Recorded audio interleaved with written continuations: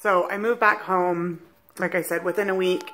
Our home had been burglarized. Again, I didn't put the pieces together. I thought that we'd actually just been burglarized, but come to find out, basically he was selling and using drugs, and somebody must have needed money, or he must have owed somebody money, or they knew we had drugs, whatever it was, that they broke into our home and we were robbed. And I immediately just had a complete meltdown. I mean, I literally was suicidal. I just was like, what the fuck am I doing? Why am I back here? Why is this happening? You know, he said he was going to change. Why isn't he changing? And obviously feeling guilt and shame about the choices that I had made, but at the same time, like, feeling so helpless. And by now our kids are, you know, like 8 and 9 maybe, and 6. Like, we're talking like probably 3rd, 4th grade and 1st grade. So they're getting older. They're starting to recognize that there's problems at home. I should say, like, again, this could be a whole separate topic, but I wasn't putting the pieces together. Like I said, I thought it was alcohol, but he was getting deeper and deeper into the prescription drugs. I was not aware. I should have been, because even back 10 years when I had our first daughter, Taya, and come home from the hospital, he had stole my pain medication. And because I didn't need it, and then I had done too much and ended up in pain, and I go to take my medication and it's gone. And I'm like, do you know what happened to my Lortabs? And he's like, oh, I gave him to so-and-so, you know, he hurt his back. And I'm like, okay, but those are mine and I need them. And he's like, oh, sorry, you know, I didn't think you needed them. Just little things like that would happen. And, you know, you don't think anything of it till it's too late, and then you're able to put all the pieces together. So basically, he worked a very physically demanding job. He did have a lot of back pain. He was seeing a doctor, not a pain doctor, just a family practitioner. I did know that he was being prescribed quite a heavy, like, dose of opiates, but this is like, again, like 2009. So it wasn't the epidemic that it is now. I didn't realize what a problem it was.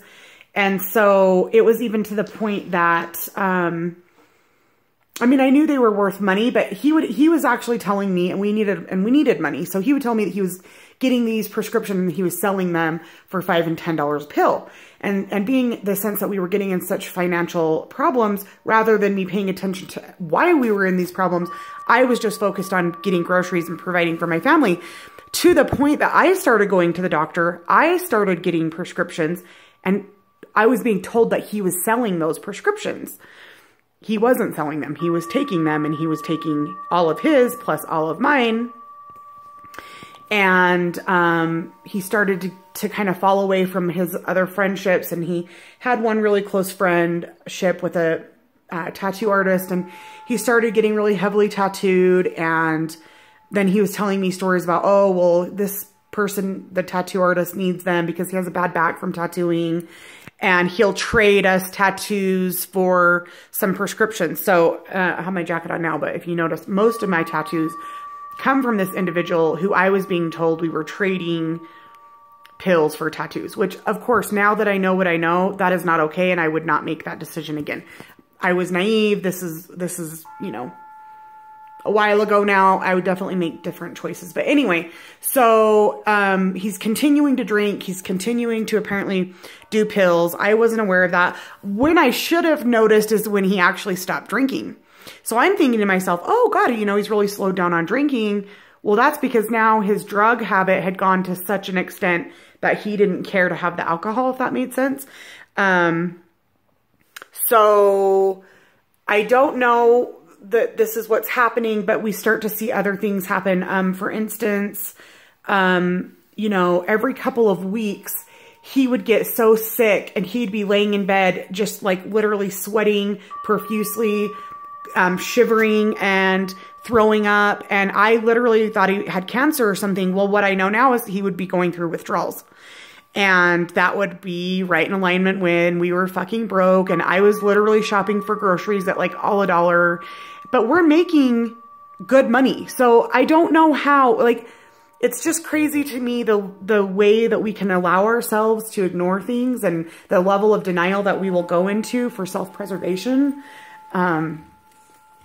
So anyway, I thought he was dying. I mean, it never occurred to me in a million years that he was addicted to pills, because like I said, I did not realize the extent of opiate addiction at that time. So literally, not that we ever really did that much together, but he would never go anywhere with me because he was either doing drugs over at his friend, the tattoo artist's house, or he was at home sick. So I found myself back in that cycle of going out with friends from work and being susceptible to attention from other males, and just really resentful of him for ignoring me. We weren't having sex. We were having like no sex. Well, what I know now too is that that level of opiate addiction can create things like impotence and things like that. But I was certain at the time that he was having an affair on me.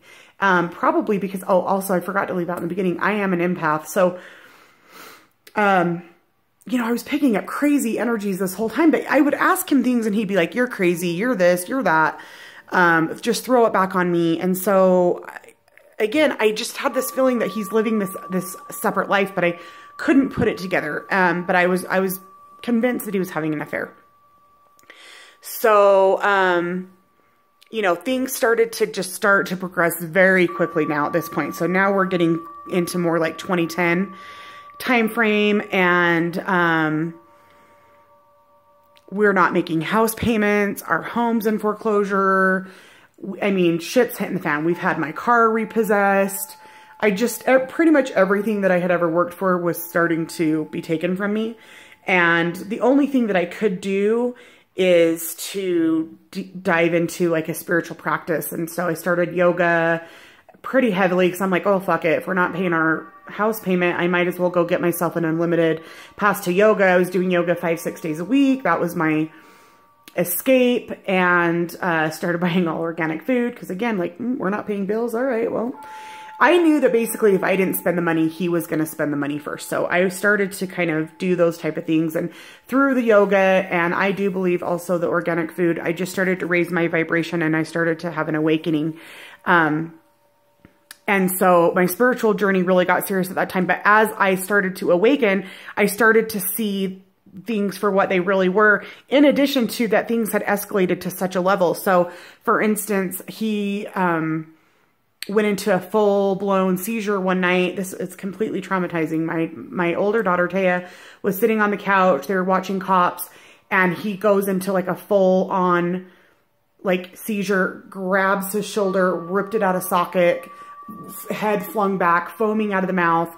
I was in watching TV and I just hear my daughter screaming bloody murder. I go running out there. I've never seen such a horrific scene since in my whole life. I fucking thought he was having a cardiac arrest. I had never seen anybody have a seizure. This wasn't like a mild seizure. He was literally flopping and eyes rolling back. I sent my daughter next door to his parents, who we live next to still. I was on the phone with 911. It seemed like forever.